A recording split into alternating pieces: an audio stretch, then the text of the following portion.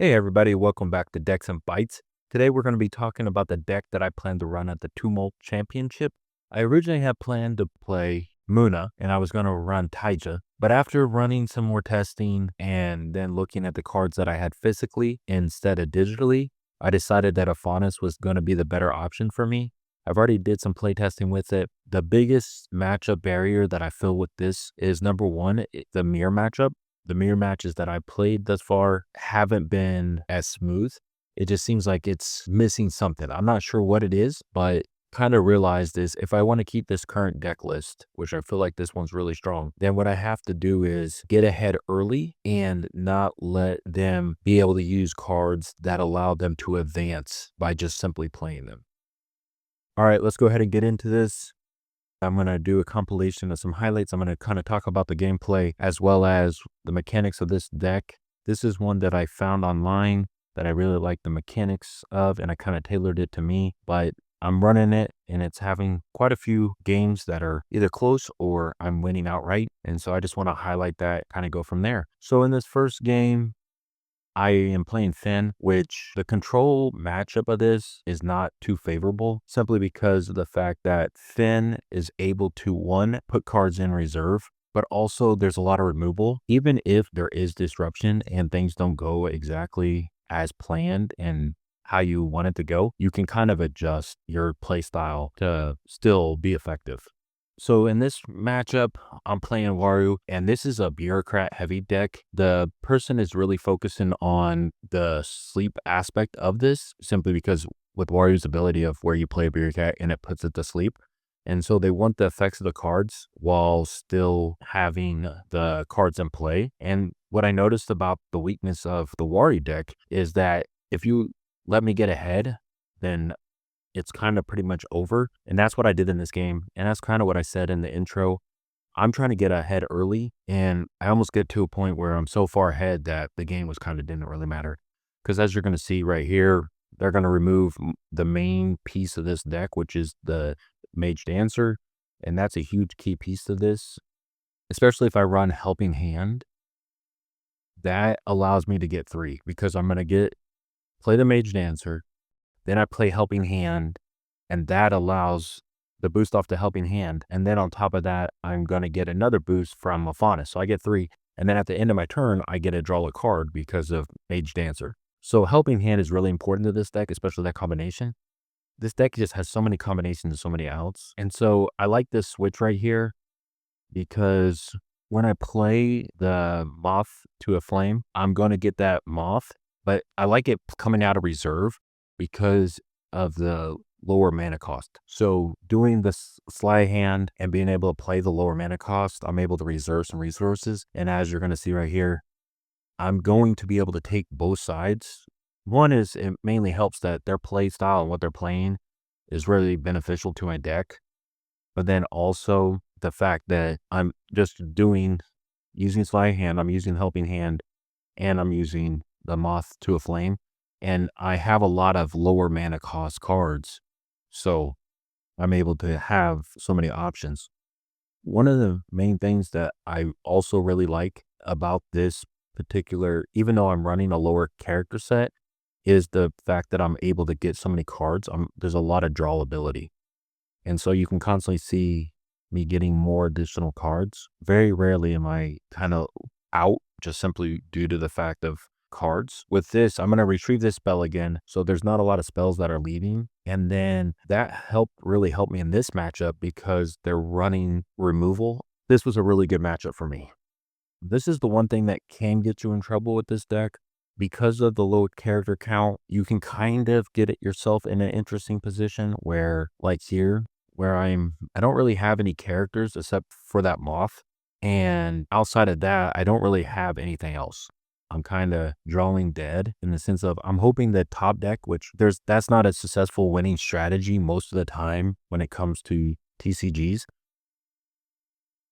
I don't have something like a Conjuring Seal where I can get 2 cards. So this one was kind of worrisome, but I had such a big lead that even if they bounce this Moth, which is what I was scared of, even if they bounced it, then I just draw a card and I move forward. Even if I give up both sides, I still get an extra turn. So I had enough removal here that I thought they probably wouldn't win both sides. They probably win one, but you never really know how things are going to play out because I didn't know what card they have in hand. Now that I do know that what card they had, I pretty much knew that this matchup was over.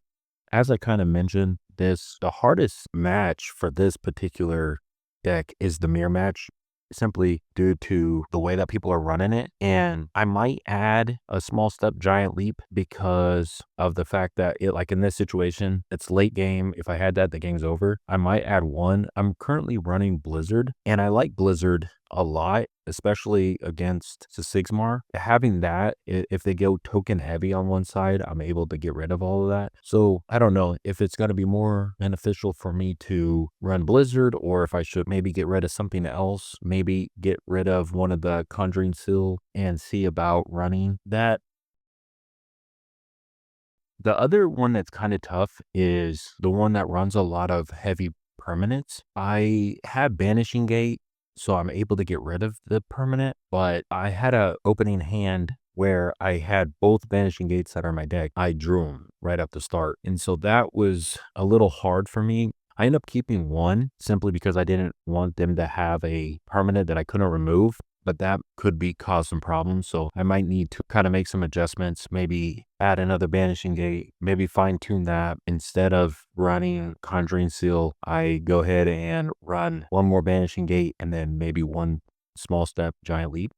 But as I said, I'm kind of trying to fine tune it. The lower character count, I would ideally like it to be 18 and maybe lower the spells and run 40 cards. Right now, I'm currently at 39, 40 with the hero, but maybe run 41 cards and just get that extra character, or maybe I just run the extra spells. I don't know. I'm in between on what to do. I need to play test some more. But if we're looking at this Lyra deck is a lot of chance and a lot of rolling the dice. And so they're going to try to do a lot of things to cause disruption. But the biggest advantage is against Lyra. There's a lot of chance with this, as you're going to see right here, rolling. If you're not rolling well, then I'm going to have the advantage in that matchup. And also, I think you want to eliminate the chance and get consistency. And I don't think that this is the most consistent deck simply due to the constant rolling. So that's kind of what I was looking at with this. I ended up winning this game pretty easily, but I played a Muna matchup as well, and that didn't give me really that heartaches because the Muna matchup with Anchored, yeah, they had one turn advantage where they had Anchored, but then when they come in and they have Fleeting and Anchored, I was able to do a lot of removal. So it did give me some headache because of their bigger characters and being able to boost them up, especially late game. Early game, I feel like I have the advantage. I mean, yes, they run Harvesters. It's against Taija where they're going to boost the Harvester and then have Anchored, so you kind of have to deal with them back-to-back turns, and that's 2 turns, and then they go to reserve, and then you have to kind of deal with them. But as long as I'm getting the mage dancers and I'm also kind of have some other disruption, and that's kind of where I feel that having Blizzard or Banishing Gate is kind of important, because if you don't have that like deep throw pass where you can, if things go absolutely haywire, you can kind of combat it, then this deck becomes a little bit more inconsistent. Now we're looking at this. One of the benefits of this kind of unique, that if I put a spell into my reserve, I get 2 boost. And so that really helps. And then it also has an additional ability where a spell will lose fleeting. So I personally think that this is matchup dependent and it's kind of situational dependent. It's not my favorite unique. I really like the other 2 uniques that I run, which is going to be the Spindle Harvester and the Otta. And those 2, being able to retrieve a spell out of reserve and put it back in my hand seems to be quite more beneficial. With this, what we're looking at here, they're really relying on kind of the expedition permanent where it's like the highest stat is now in all of them. And so the weakness is that I just played around it. I didn't really worry about it. So I felt through these 3 matches, there was no match. I ended up going 2-1. The one match that I did lose, it was the Fen, and we came down to the very end, and it was just us drawing this whoever drew better. And all of the matchups that I've had with this thus far, I've probably played somewhere around 10 to 15 games. And I haven't had one matchup that I'm just completely blown away and I'm absolutely losing outright. The head-to-head was pretty rough, but outside of that, I haven't really played anyone that I'm super worried or I feel like I don't have a chance to win. And I think that this is what this deck gives you, is it gives you the ability to be consistent and also have plenty of options. As we saw earlier, I had a game plan that got disrupted when I was playing Finn, but I was still able to execute what I wanted to do. It didn't really cause that much disruption.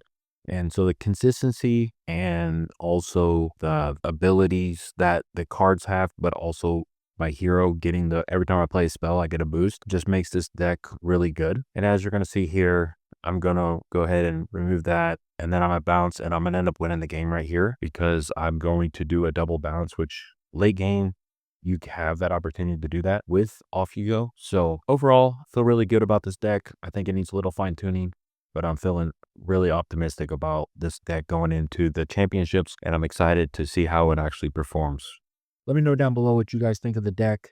If there's any improvements that I could possibly make, I'm open to suggestions. I honestly just want to be able to play the best deck possible. I feel like this gives me some strengths based off of a little bit more gameplay and dissecting it. I've definitely seen some weaknesses, but yeah, just let me know down below what you guys think, and I'll see you on the next one. Thanks. Bye.